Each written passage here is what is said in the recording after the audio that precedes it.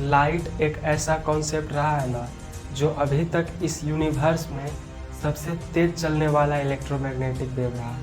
But आज हम ये जानेंगे कि लाइट एक्चुअल में बल्ब में उत्पन्न कैसे होता है। नहीं, वो समझ में आता है कि बल्ब में इलेक्ट्रिक देने से प्रकाश निकलता है, बट आज हम इसको एटॉमिक लेवल पर समझेंगे। टंगस्टन में होता क्या है कि वो ग्लो करने लगता है हीट होकर। देखिए, इसका एक सिंपल सा रीज़न है बस। जब इलेक्ट्रॉन अपने ऑर्बिट से निचले ऑर्बिट में या अपने ऑर्बिट से ऊपर वाले ऑर्बिट में जाता है, तो वो एनर्जी को फोटोन के रूप में इमिट या एब्जॉर्ब करता है। और फोटोन कुछ नहीं है, फोटोन को ही तो प्रकाश बोलते हैं। बट जो टंगस्टन वाला बल्ब होता है ना, वो टंगस्टन वाला 100 वाट वाला, वो उसमें टंगस्टन का ही फिलामेंट क्यों यूज होता है और उसमें नाइट्रोजन या आर्गन गैस ही क्यों भरे जाते हैं? क्योंकि टंगस्टन जो एलिमेंट है उसका कुछ अपना यूनिक प्रॉपर्टीज़ है। जैसे वो 3400 डिग्री सेल्सियस तक टेम्परेचर को वो झेल जाता है, और उसमें गैस इसलिए भरी जाती है ना क्योंकि नाइट्रोजन या आर्गन एक इनर्ट गैस है, नोबल गैस है, उससे कोई भी रिएक्शन होता ही नहीं है। तो इससे अच्छा गैस भरो ही ना बल्ब में। तो जैसे पहले काम कर रहा था वैसे भी अभी काम करेगा। तो जैसे अगर गैस बल्ब से नहीं निकालेंगे तो वो ऑक्सीजन से अभिक्रिया करके टंगस्टन का ऑक्साइड बना देगा, और जैसे ही टंगस्टन का ऑक्साइड बनाएगा ना, तो उसका जो मेल्टिंग पॉइंट है वो डिक्रीज़ हो जाएगा।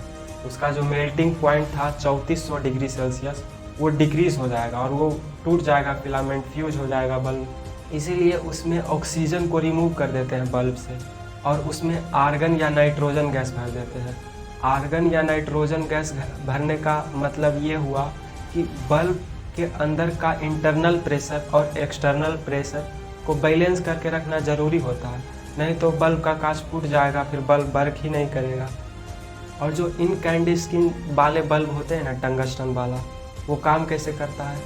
तो जब इलेक्ट्रॉन जाता है, हर एक इलेक्ट्रॉन जब अपने ऑर्बिट में रहता है तो उसके पास कुछ स्पेसिफिक एनर्जी रहता है।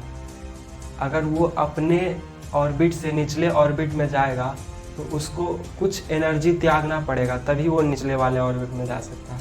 या इलेक्ट्रॉन अपने ऑर्बिट से ऊपर वाले ऑर्बिट में जाएगा तो उसको फोटोन के रूप में एनर्जी गेन करना होगा। तो यहाँ भी वही है, टंगस्टन में जब इलेक्ट्रॉन जाता है ना, इलेक्ट्रिसिटी जाता है ना, तो इलेक्ट्रॉन में काइनेटिक एनर्जी होता है, क्योंकि इलेक्ट्रॉन के पास मास है और वेलोसिटी भी है, और हर एक वो चीज़ जिसके पास मास है और वेलोसिटी है उसके पास काइनेटिक एनर्जी होता है।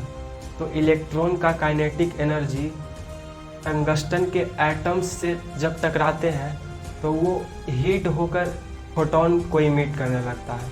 टंगस्टन के एटम्स एक्साइटेड हो जाते हैं, उसके इलेक्ट्रॉन एक्साइटेड हो जाते हैं, और जैसे ही वो निचले वाले ऑर्बिट में जाते हैं तो वो फोटोन निकालने लगते हैं, और वो हीट के वजह से फोटोन निकालने लगते हैं।